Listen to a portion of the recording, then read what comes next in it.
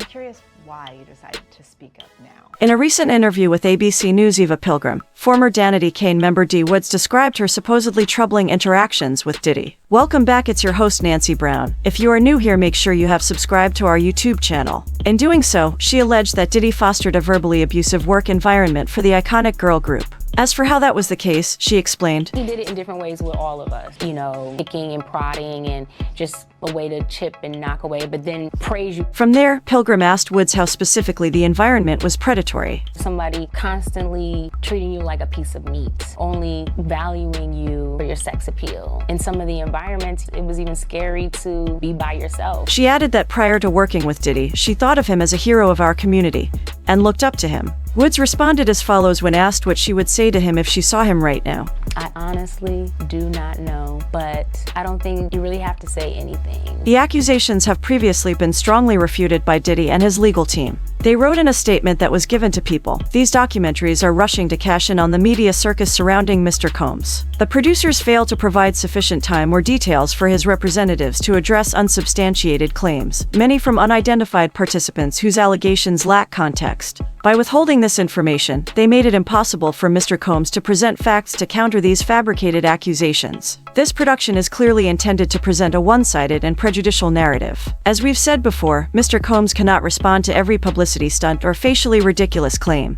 He has full confidence in the facts and the judicial process, where the truth will prevail. The accusations against him are pure fiction. Diddy is asserting that the several purported freak-off recordings that the prosecution is disparaging are, in fact, consensual. They notably mention those with Cassie Ventura, their ex-girlfriend. After viewing the 9 films, the troubled mogul's lawyers are actually stating that they have concluded that it is private sexual activity between fully consenting adults in a long-term relationship. They are also claiming that Cassie not only consented but thoroughly enjoyed herself. Additionally, they say she is evidently happy, dominant, and completely in control on these tapes. As you may know, prosecutors are describing the alleged freak-offs as elaborate and produced sex performances. However, Diddy and his team are once again arguing that they are instead adults having consensual sex, plain and simple. On top of this, they are attempting to debunk the theories surrounding them that they were not recorded in secrecy, nor were they at all violent in any way. There are no secret cameras, no orgies, no other celebrities involved, no underground tunnels, no minors, and not so much as a hint of coercion or violence. Last but not least, they are denying that Diddy obtained the tapes or has them on his devices. Rather, the lawyers are shifting the blame to Cassie. She allegedly carried them about for years before turning them into the authorities. All things considered, neither Cassie nor her lawyer have addressed these allegations. We wouldn't be shocked, though, if we received one in the following day or so. Diddy's first day of trial is less than 4 months away from this most recent attempt to establish his innocence. The founder of Bad Boy Records will formally start his plan to prove his innocence when he appears in court on May 5th.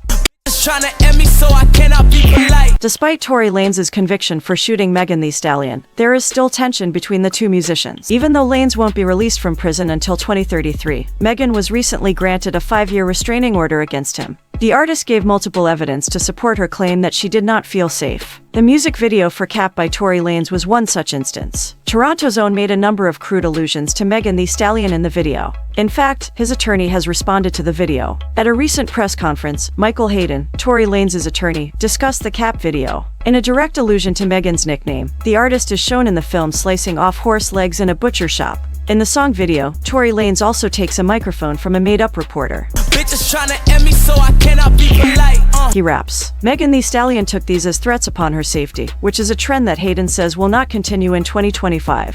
He shouldn't be doing stuff like that, Hayden said. Yeah, that was a little harsh. According to Michael Hayden, Tory Lanez was using art as a means of self-expression. However, he can understand Megan viewing the Cap music video as threatening. I guess you could call it speech, Hayden said, because he was expressing himself through art. He also told reporters that Lanez will not release such polarizing content in the future. I don't think he'll do something like that again, the lawyer explained. I think that nothing like that is going to come about. Michael Hayden also noted that both Tory Lanez and Thee Stallion appear to be on the same page at this point. The lawyer claimed that neither party wanted further interaction. I think he wants to mind his business, Hayden announced. She wants to mind her business. On the second count, he is undoubtedly correct. Megan revealed that she still worries about her life. She even disclosed that she thinks she might have been shot a second time. Shortly before the 5-year restraining order was obtained, she gave an emotional testimony. Reactions to Meg's testimony and restraining order have been conflicting. The majority of her supporters are happy that she now feels protected. She is still being questioned by others. Among them is DJ Academic, academics, who discussed the issue in a recent stream and asserted that this wasn't the best course of action for her career.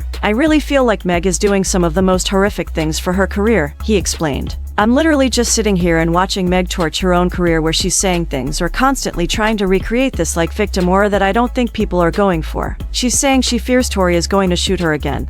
He also added, "And I personally don't think that's what it is. I think Meg is tired of criticism. I think she wants to not be reminded of this incident. Okay, but everything she's doing constantly reminds us and makes us feel like she was a liar." According to WAC 100, Tory Lanez, who was given an appeal hearing in the Thee Stallion shooting case, will soon return home. Expect Tory, I'm gonna call it, I think by summertime, Tory will be home. After outlining the most recent filings on the Adam 22 and WAC 100 podcast episode, WAC commented, "Adam offered a $2,000 wager that Tory Lanez wouldn't be home by August 31, 2025, in response to WAC's assertion. WAC 100 modified his claim during the bet adjustment, $1,000 summer, $2,000 by next year sometime. I'm just saying by summertime. Claiming that Lanez will return home in 2 years. In a recent interview with Tory, the imprisoned rap artist stated that he would be freed by the time Kendrick Lamar perform in Toronto in 2025. WAC 100 provided this assurance. WAC 100 recalls the exchange and states, I'm gonna tell you because he asked me when Kendrick Lamar concert was up in Canada, and I told him like June 13th, whatever the day was. He said I should be home by then. Lanez has filed 2 appeals, one of which wipes everything away. According to WAC 100, the rapper will be able to stay in the United States and avoid being sent back to Canada if he files an appeal.